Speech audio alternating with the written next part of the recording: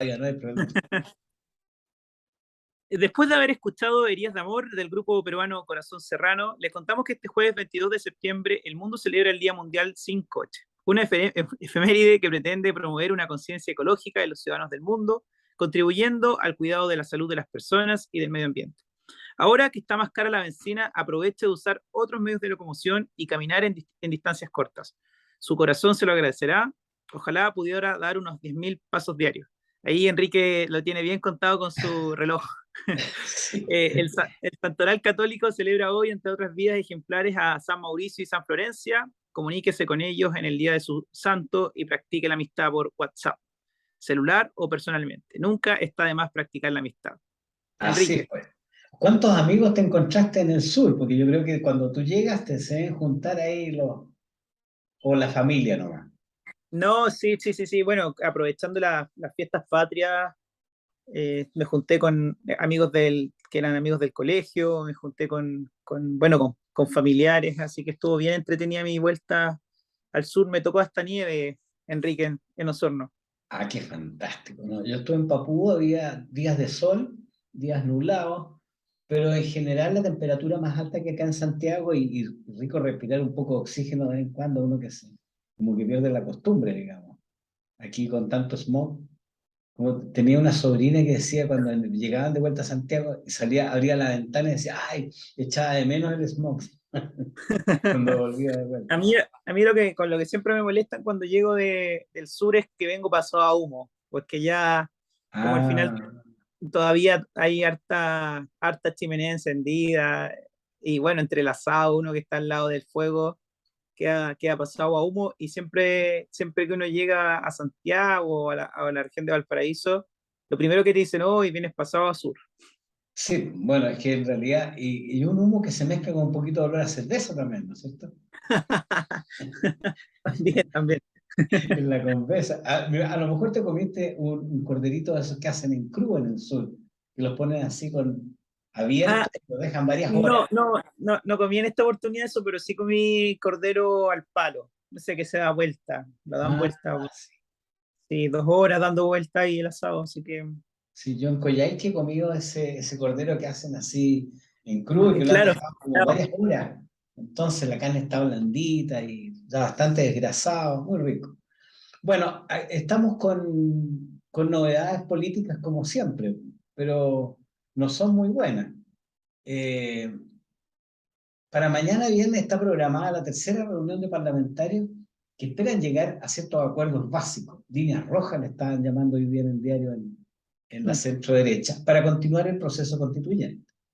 Algunos hablan de ser un nuevo plebiscito de entrada, pero el CERVEL dice, con fundadas razones, porque ellos son los que organizan la elección, que mejor que no, que tengamos solo un plebiscito de salida en diciembre del próximo año.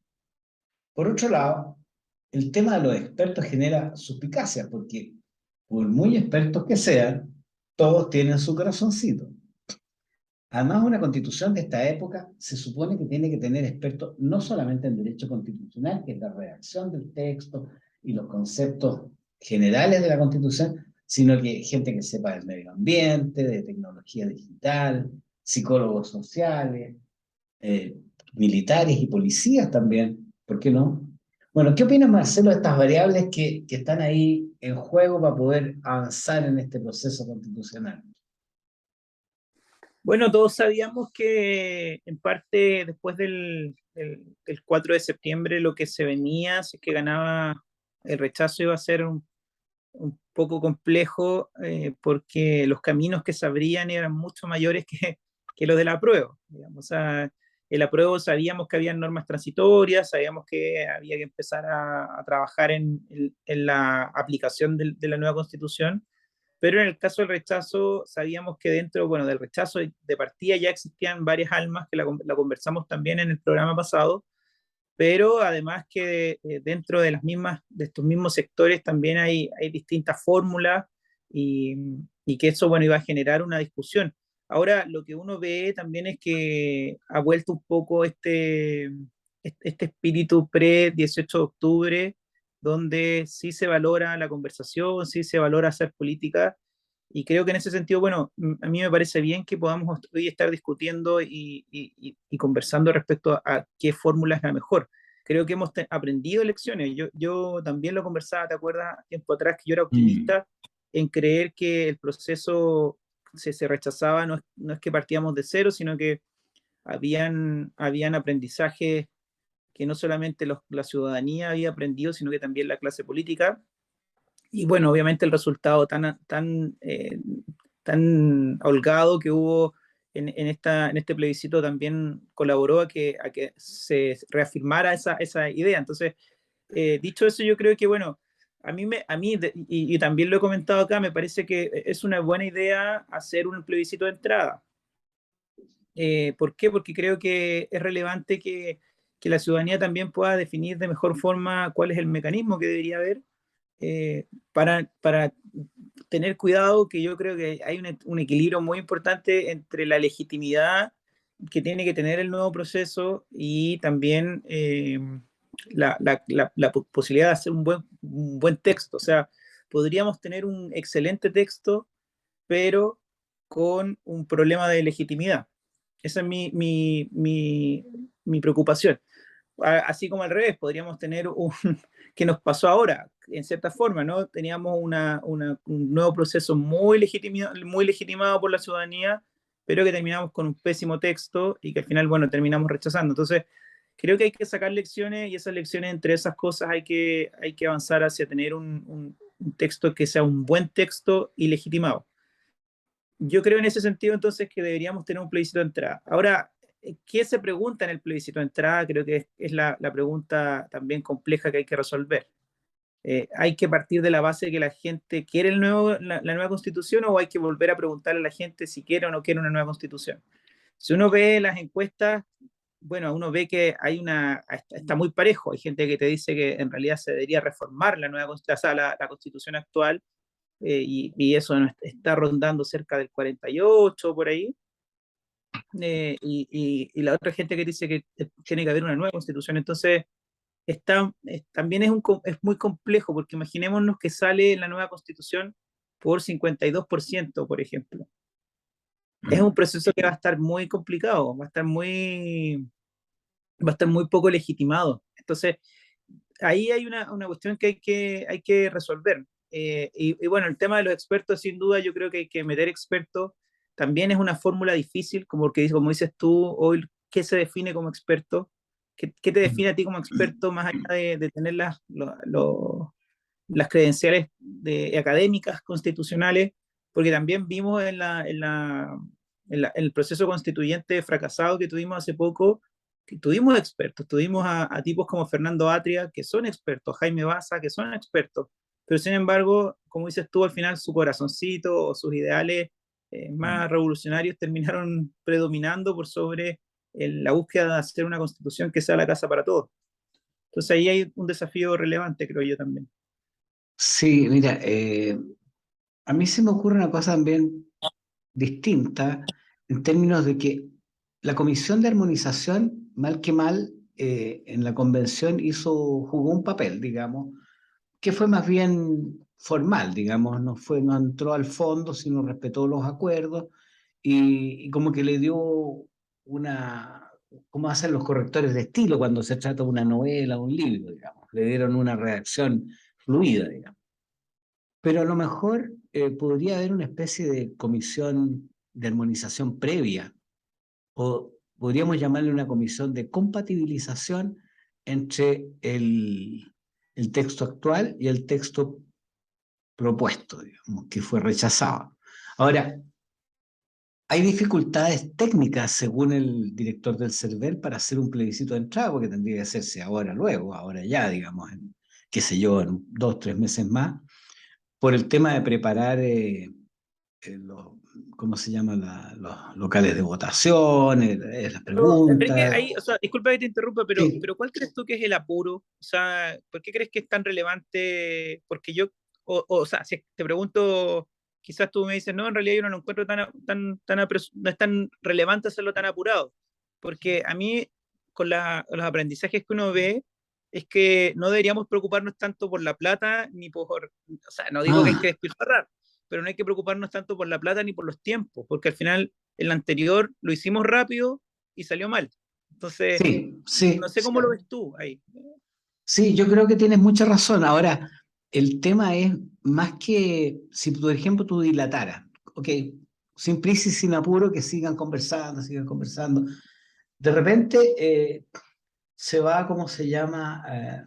No va a haber un punto de partida básico. O sea, yo creo que de todas las 300 páginas que tenía el proyecto de la Constitución, y esta creo que tiene, estaba mirando recién, 80 páginas, incluido este texto de, yo creo que son menos páginas porque tiene un preámbulo de Jaime Arancibia, digamos, que hizo este trabajo tan bueno de compatibilizar todas las constituciones que ha habido en Chile y sus cambios, digamos.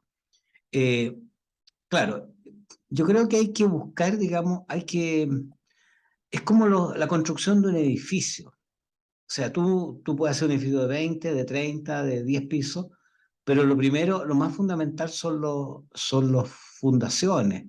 Entonces hay que hacer como los heridos y definir cuáles son los pilares en que se sustenta el edificio.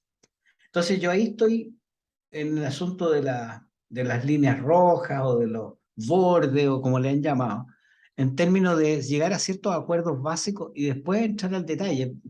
A lo mejor es una deformación eh, mental mía en términos de siempre aproximarme a la visión general y después entrar y bajar a los casos más específicos, digamos, como definir los niveles, las variables, en fin. Y una vez que eso está, esa malla está completa, entonces ahí le rellenamos el fondo, primero la estructura, después el cemento. Ahora, yo creo que ha crecido, y por lo menos en los círculos que yo me contacto, la opinión de mantener la actual constitución. Entonces, Yo creo que estos sectores nunca hubo discusión de querer mantenerla. claro, obviamente. Ahora, esos sectores que son más conservadores, que podríamos decir que son el 20%, que perdimos en la primera vuelta, digamos, esos sectores dicen, bueno, ya si ya se rechazó, ¿por qué tenemos que hacer otra cosa? Perdón. No te preocupes. Sí, no, si es verdad lo que dices tú, Enrique. O sea, eh, lo que pasa es que en cierta forma lo hemos conversado también en términos de cómo la ciudadanía, porque al final una ley es ley cuando tiene cuando al final la gente legitima esa ley. O sea, y tú sabes que al final hay montones de leyes muertas en el día a día. O sea, hay un montón de cosas. El mismo tema de la bandera, de ponerla en las casas. No sé si habrás conocido a alguien que le pusieron un parte este fin de semana por no haberla tenido puesta. Ah, Eh, claro. entonces, eso no significa que la gente no la ponga y no se sienta orgullosa de su bandera, digamos. O sea, yo le digo en el sentido de las leyes que se aplican. Y asimismo hay una constitución que, bueno, obviamente también sufrió un problema de legitimidad importante en este tiempo. Y hay gente que obviamente vivimos con una constitución porque es la que nos rige para todo y uno es el marco. Pero no hay que olvidarse que mucho tiempo también se votaron cosas que eran inconstitucionales y se aprobaban igual, y el Congreso al final hizo lo que quiso con la Constitución en este tiempo. Entonces, y la gente en cierta forma también siente que la Constitución ya cumplió un ciclo y hay una cierta opinión Claro, generalizada. Entonces, ahí habría que, bueno, empezar a discutir. Es que por eso yo creo que el panorama es complejo en el sentido sí, de sí, yo rechazo, siempre porque trato de simplificar, tienes razón. Ahora, pero mira, yo creo que hay dos cosas básicas. Primero, el 80% de los chilenos quería cambiar la constitución. Primer resultado del plebiscito. Segundo resultado del plebiscito, no les gustó el trabajo que hizo la convención. Esos son dos hechos, yo creo, irredarguibles que están apoyados por votos. y Entonces, ahí, sí, disculpa, y ahí hay dos cosas que yo creo que también hay que marcar. Primero, que si uno ve las encuestas, ese 80% quizás baja, ya, digamos que hoy día está en 65%, o sea, porque claro, también lo que uno ve es que ha bajado quizás, pero no ha bajado lo suficiente como para decir que son una minoría. La mayoría todavía dice que quiere un nuevo proceso o que no están fatigados con el tema constitucional. Entonces, ya deberíamos, como dices tú, ya marcar las primeras líneas. La primera línea que te dicen es que deberíamos avanzar hacia otro proceso porque la constitución de actual la gente la quiere cambiar. La siguiente pregunta o el siguiente punto que marcamos respecto a lo que tú también señalas, hubo un proyecto constitucional que fue rechazado porque era malo. No solamente porque los constitucionales, o sea, los constituyentes que habían hicieron un, no sé, puro show y a la gente no le gustó. O sea, hubo un problema de forma, pero también de fondo. Y ahí es donde yo creo que hay que tener también tiempo, y por eso creo yo que también es peligroso apurarnos tanto o presionar tanto, acelerar Mm, mm. porque si no nos damos el tiempo para definir qué es lo que salió mal en el proceso anterior o qué son las cosas que al final hicieron que la gente rechazara, por ejemplo, plurinacionalidad. Está claro que la gente rechazó por plurinacionalidad, entonces es evidente que en un nuevo proceso constituyente el tema de plurinacionalidad, por lo menos como se trató en esta constitución, no debería estar. Pero ¿qué otras cosas? No sé, uno ve la academia y Perdón, te muestra. perdón que te interrumpa, Marcelo, pero No, dale. ahí está, por ejemplo, es que era atingente a lo que tú decías. ¿Qué son las cosas que queremos mantener? Pues, ¿qué es lo que a la gente no le gustó? Bueno, y ahí están las iniciativas de norma. ¿Te acuerdas que durante el verano se elevaron un montón de iniciativas con Mi Plata No? Había una serie de cosas, no al aborto, eh, qué sé yo, el tema de la violencia. Bueno, esa iniciativa como que la convención no les dio pelota, digamos. Claro, Entonces, es a que lo mejor tú tienes que rescatar entre lo que dice la convención y lo que dijo la gente a través de este mecanismo de opinión, digamos, que fueron las iniciativas de norma. Entonces, yo creo que las líneas rojas salen un poco de todo eso. sí, no, estoy de acuerdo con eso. O sea, y por ejemplo, y por la declaración que en su momento hizo Chile Vamos respecto a estos 10 principios, por ejemplo, que Chile debía avanzar hacia un Estado social de De derecho, derecho, sí, donde hayan ciertos derechos sociales garantizados. O sea, ya podemos decir que hay cierto grupo mayoritario que cree que eso debería ser así. Entonces, bueno, eso es un borde. Deberíamos avanzar hacia allá. mm, Pero eso también o sea, yo creo que hay que darse el tiempo para digerir bien lo que fue este proceso para no cometer los mismos errores. sí, Claramente, como dices tú, y como uno ve, hay ciertas cosas que están claras. Deberíamos avanzar, por ejemplo, hacia entender que Chile es un país multicultural. Ok, obvio. avancemos hacia que Obvio. Chile es multicultural. Deberíamos avanzar hacia que Chile también se preocupa más por el medio ambiente y cuida más el Exacto. medio ambiente. Ok, pero ¿cómo lo vamos a dar el aterrizaje a eso? Porque, de hecho, si uno ve la constitución que se rechazó, tiene desde el título o desde estos conceptos, claro, uno los ve y está. Es una constitución ecológica, una constitución que reconoce a los pueblos originarios, una constitución que es feminista o que tiene por lo menos atisbo de avanzar hacia mayores oportunidades para las mujeres. Y ahí uno podría empezar a hacer una lista y desde el título suena bien, digamos, o sea, y se presenta bonito, pero el problema está en las cosas, cómo tú lo ibas aterrizando, y ahí Exacto. obviamente podemos cometer el error de que por apurarnos haya un sector, que es lo que yo he escuchado incluso, que es ocupemos la constitución que se rechazó como como el modelo borrador y de ahí arreglemos lo que está malo. Ya, pero ¿qué es lo que está malo? Si, según ellos casi todo está bueno, menos la plurinacionalidad.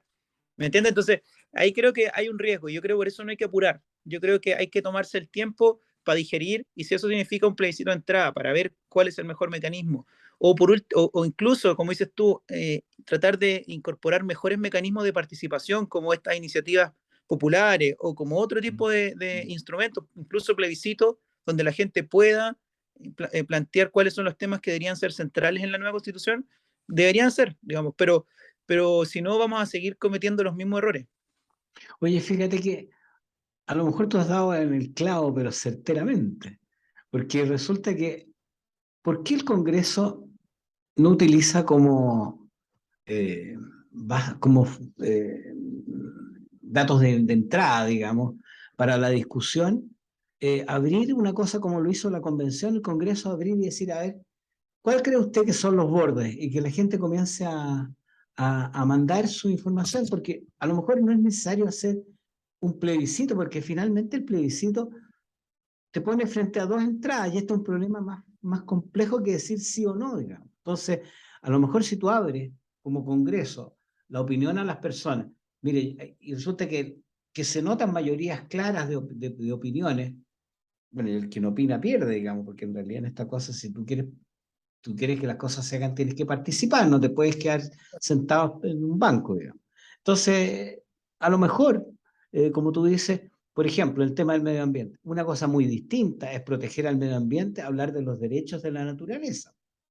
Entonces, te fijas que son matices, pero en vez de, porque finalmente todo este grupo, todas estas voces, todo este coro de voces que tienen diferentes posiciones, va a ser muy difícil que se pongan de acuerdo, porque ellos van a creer interpretar a las personas, pero ¿por qué no usamos lo que se llama la democracia digital?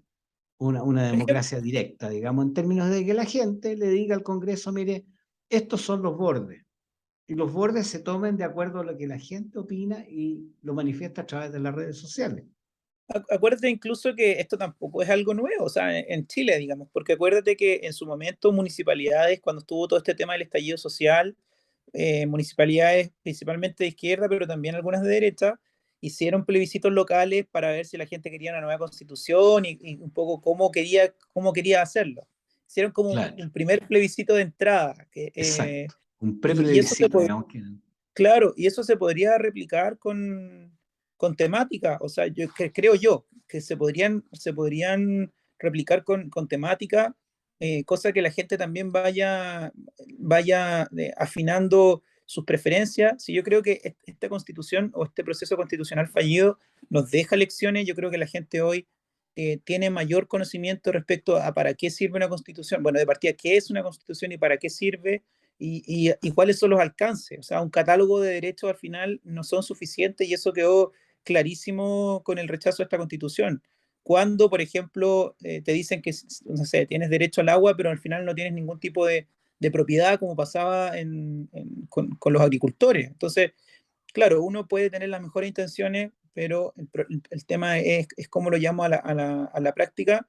Y bueno, este proyecto constitucional lo dejó claro y la ciudadanía yo creo que lo quedó más que claro con eso también. Entonces, deberíamos abrir canales de participación y tratar de ver cómo quizás no vinculantes, pero sí que la gente pueda expresar sus opiniones y también en base a eso, de repente, buscar los expertos que coincidan de mejor forma con ese tipo de opiniones o de preferencias. Y así como tú dices, en realidad me quedo con lo que dijiste antes, en términos de sin prisa y sin pausa. Decir, bueno, a ver, en el mes de octubre vamos a resolver el tema, como decía un dicho de un amigo mío que decía, vamos por parte, como le decía el tiburón al náufrago. Entonces, un mes tú vas a ver el tema de orden y seguridad y todo lo que esté relacionado. Al otro mes el tema económico, el otro mes el medio ambiente. Y así vamos estableciendo los bordes con participación ciudadana y el acuerdo de representantes de los partidarios del rechazo y del apruebo, para decirlo en simple. Sí, no, de todas maneras, yo estoy de acuerdo con eso. Ahora, volviendo a la realidad, porque eso es es una idea que es difícil que se pueda llevar a la práctica, yo creo que, bueno, obviamente el poder hoy día radica en el Congreso, porque al final es el poder constituido y yo creo que, bueno, ellos tienen un buen desafío, un bonito desafío en términos de poder encontrar un mecanismo que permita también avanzar en la cuestión constitucional, si tampoco nos podemos quedar de por vida en la cuestión constitucional. Por eso yo creo que Exacto. no hay que ponerle pausa, pero tampoco hay que ponerle prisa en el sentido de que hay que digerir bien las cosas para no cometer los mismos errores, pero no podemos tampoco quedarnos estancados, porque al final esto sí genera incertidumbre, esto sí genera un problema de inversión, esto sí genera un problema de calidad de vida y además cuando los recursos son escasos, volviendo a la lógica económica, que el tiempo como recurso es escaso, obviamente vamos a tener al Congreso más preocupado de solucionar este problema, ocupando tiempo para eso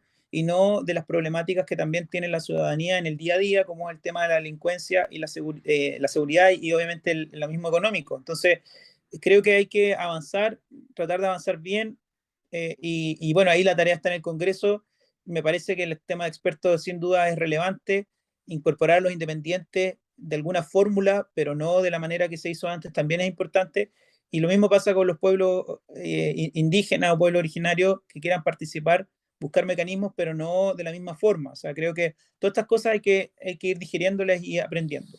Bueno, y también, además de, bueno, esta cosa que te decía yo de las iniciativas populares de norma un poco revolucionaria, pero en el sistema tradicional estas que llaman las visitas, ¿cómo se llama? Que hacen los parlamentarios a sus distritos una vez al mes. Claro, las Bueno, visitas territoriales, sí. claro, entonces, bueno, también que funcione la democracia al interior de los partidos, que mal son los que representan la opinión de las personas.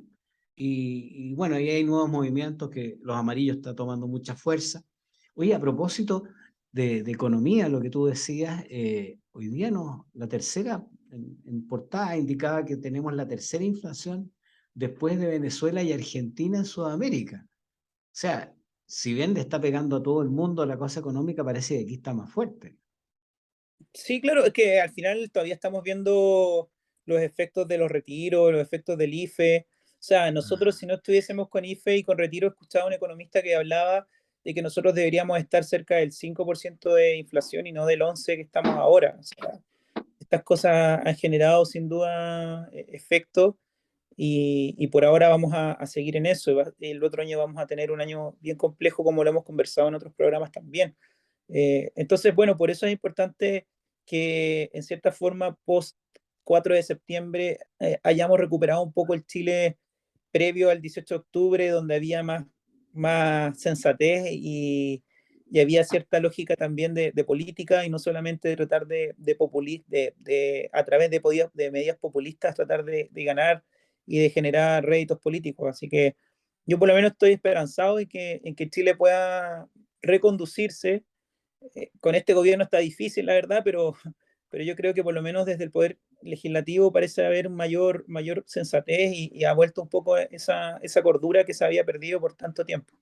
Sí, mira, ayer conversábamos con Marianela sobre la aprobación del TPP-11, que es una cosa que hay que darle el vamos ya. Eso significa mayor comercio, mayores ventajas para nuestros productos y mano de obra para Valparaíso y San Antonio y los puertos de Chile y qué sé yo. Y Bueno, los sectores agrícolas del interior también. también. Oye, a propósito de agrícola, que nos van quedando un par de minutos, yo quería contarles una buena noticia a nuestros auditores, una buena noticia para la gente de Valparaíso, que siempre estamos esperando buenas noticias. Y se trata de una iniciativa de la Universidad de Playa Ancha, de tratamiento de aguas residuales en Coyihuay. La Facultad de Ingeniería de esta universidad ya ha instalado humedales depuradores en Coyihuay, Quilpué, para quienes no ubican dónde está Coyihuay. Estos operan en forma similar a los humedales naturales. ¿Qué es lo que pasa? En términos simples, lo que hace es que toman las aguas grises provenientes de la cocina, lavamanos, entre otros, y son conducidas a una etapa donde se les desengrasa con una planta que es la totora y que opera como filtraje y también en esa etapa se sedimentan los sólidos gruesos para luego entrar al humedal. Y esta agua depurada sirve para regar árboles y frutales. La planta piloto que se instaló en Coyihuay está produciendo de 150 a 300 litros de agua al día. Yo creo que es una muy buena noticia, sobre todo en un año donde hemos tenido y se mantiene una sequía amenazante. El proyecto, claro, todavía está a la espera de la certificación por la norma chilena 1333 para asegurar, digamos, de que esto no tiene ningún tipo de daño a las personas en las aguas que son bañadas con estas aguas depuradas, aguas grises depuradas. Bueno, nosotros tenemos que preocuparnos de la escasez hídrica porque si bien es cierto que este año llovió el doble del año pasado, todavía estamos un 65% de lo que llueve en un año normal. Y a propósito del verano también, el consejo de los que comiencen a salir a hacer camping cuando comience a mejorar el tiempo es que tengan cuidado con el fuego porque el fuego Por nos favor, va, por favor. por favor, por favor. ¿No es cierto? Bueno, Marcelo, yo creo que se nos fue este programa. No hablamos de la parte internacional y de la ropa que se debería lavar en casa. Bueno, para el próximo programa será. Vamos a Ya, pues, tener buen rato. cuando termine el ciclo en Estados Unidos, ahí vamos a conversar de eso. Bueno, Marcelo, que tengas un muy buen día en la Fundación para el Progreso y nos vemos, si Dios quiere, Gracias. el próximo jueves. Muy buenas Gracias, Enrique. tardes Nos a vemos. todos. Buena semana para todos. Muchas gracias. Chao.